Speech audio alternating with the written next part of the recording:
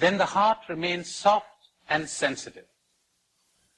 But when you're hell-bent on getting this thing or that or the other, you become ruthless, you become hard, you become insensitive.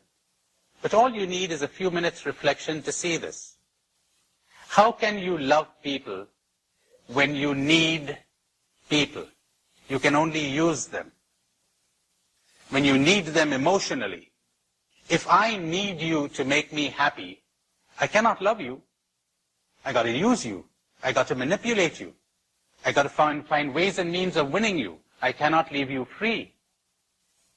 I can only love people when I have emptied my life of people. When I die to the need for people. Then I'm right in the desert. And in the beginning, it feels awful. It feels lonely. But if you can take it for a while, you'll suddenly discover that it isn't lonely at all. It is solitude. It is aloneness. And the desert begins to flower. And at last you know what love is, what God is, what reality is. But giving up the drug in the beginning can be tough unless you have a very keen understanding and you have suffered enough. It's a great thing to have suffered. Then you're sick of it. Make use of suffering to end suffering. But people suffer and they go on suffering, and that's why I said to you, the conflict within me sometimes between the role of spiritual director and therapist. As therapist, well, let's ease the suffering. All right. As the spiritual director in me says, let her suffer. She'll get sick of this way of relating to people. And she'll finally decide to break out of this prison of emotional dependence on anyone. Am I making sense? Yes. Big conflict at times. Shall I offer a palliative or remove the cancer? Not easy to decide, I'll tell you that. And when the cancer becomes painful enough, you're right, you're ready. If you have understanding and you're ready to watch it. He says, first book, and he slams it on the table. Let him keep slamming it on the table. Don't pick the book up. Lots of work to be done in the spiritual life. So much work. Spirituality is awareness. Awareness, awareness, awareness, awareness. The day you begin to understand how you are really picking up things that have no connection with you at all. Like in the old days, and I guess my story is almost everyone's story, somebody was angry with me. Gee, there's something wrong with me. Because that's the way we've been drugged. That's the way we've been programmed by our parents. When mother got angry with you, she didn't say there's something wrong with me. She said there's something wrong with you, or I wouldn't be angry. Until I made the great discovery that if you are angry, darling, there's something wrong with you. So you'd better cope with your anger. Stay with it and cope with it. It's not mine. Now, whether there's something wrong with me or not, I'll examine independently of your anger. I'm not going to be influenced by your anger. And the funny thing is, when I can do this without feeling any negativity towards you, I can be quite objective towards myself too. Because only a very aware person can do this. Not pick up the guilt, not pick up the anger. You're having a tantrum, too bad. I don't feel the slightest desire to rescue you anymore, and I refuse to feel guilty. I must talk about guilt. It's like, I'm not going to hate myself for anything I have done, because it gets you nowhere. That's what guilt is. I'm not going to give myself a bad feeling and whip myself for anything I have done, right or wrong.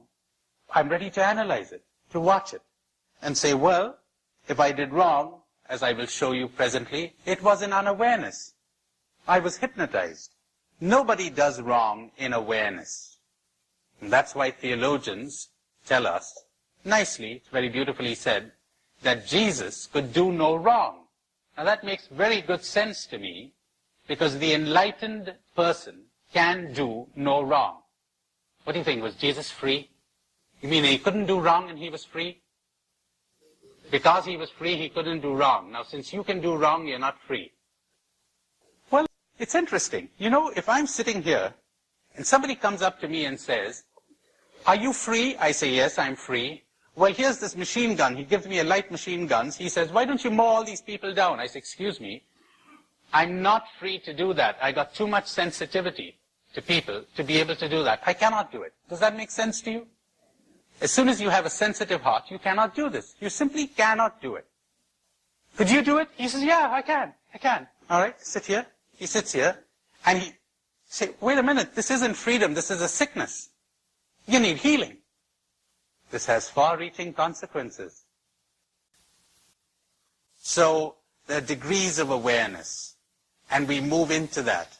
And sometimes we have more, and sometimes we have less. Towards the end of this session, I hope to give you, or the beginning of the next one, I hope to give you a little exercise to show you the difference between knowledge and awareness, between information and awareness. I said, one cannot do evil in awareness. One can do evil in knowledge or information. You know that this thing is bad, but you're really not aware. Father, forgive them, because they do not know. They're not aware of what they are doing. I am the greatest of sinners, for I persecuted the Church of Christ. But friends, I did it unawares. If they had been aware that they were crucifying the Lord of glory, they would never have done so. A time will come when they will persecute you and they will think they're doing a service to God. What do you know? Thomas Aquinas puts it so nicely. He says, every time someone sins, they're sinning under the guise of good. They're blinding themselves. They're seeing something as good, even though they know it is bad. They're telling themselves in some way, they're rationalizing, because they're seeking something as good under the pretext of good. Did it ever occur to you, you could be happy in your tension? Before enlightenment, I used to be depressed. After enlightenment, I continue to be depressed. Ah, you hit upon something there. You see, if you don't make a goal out of relaxation and sensitivity, you ever heard of these people who get tense trying to relax? Yes, they're making an effort to relax. Well, if one is tense, one observes one's tension. You will never understand yourself if you seek to change yourself. I'll be explaining that to you later when we talk about self-change. The harder you try to change yourself, the worse it gets. You are called upon to be aware. Get the feel of that telephone. Get the feel of the ring of the phone. The jarred nerves. Get the sensation of that. Get the sensation of the steering wheel in the car. In other words, come to reality and leave the tension or the calmness to take care of itself. As a matter of fact, you will leave it to take care of yourself because you'll be too preoccupied or too occupied getting in touch with reality. See, this is what I mean. Kind of step by step, and let whatever happens, happens. You know, the real change will come about in you when it is brought about not by your ego, but by reality. Awareness releases reality to change you. You change. In sensitivity, you change. In consciousness and awareness, you change. But you've got to experience this. It's useless taking my word for it. But if you've got a plan, if your ego has drawn up a plan in its own cunning way and trying to push you into that, you'll meet with resistance. There'll be trouble. Yes? All right, the question is being awakened a growing process? At times you're awake, at times you go to sleep, etc. Do you pick up the mild anxiety behind that? You want to be awake, don't you? You want to find out if you're really awake or not. Now that's part of asceticism. It doesn't matter. How strange that sounds in a culture and a society where we've been trained to achieve goals, get somewhere. There's nowhere to go. You know why? Because you're there already. The Japanese have a nice way of putting it. The day you cease to travel, you will arrive. Now, if your attitude were, I want to be aware, I want to be in touch with whatever is, and let whatever happens, happen. If I'm awake, fine. If I'm asleep, fine. But the moment you make a goal out of it, and you're attempting to get it, see what's happening there is you're seeking ego glorification, ego promotion. You want the good feeling that you've made it. I got news for you. When you make it, you won't know. Your left hand won't know what your right hand is doing. Lord, when did we do this? We had no awareness. Charity is never so lovely as when one has no consciousness that one is practicing charity. You mean I helped you? I was just enjoying myself. I was just doing my dance.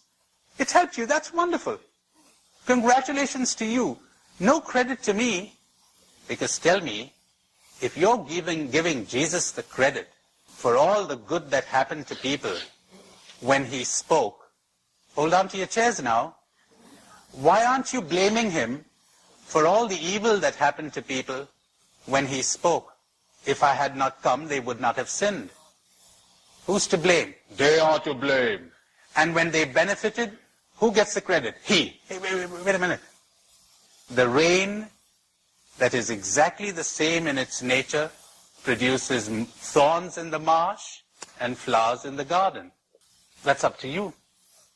So, when you attain, when you are aware, increasingly you will not be bothered about labels like awake or asleep.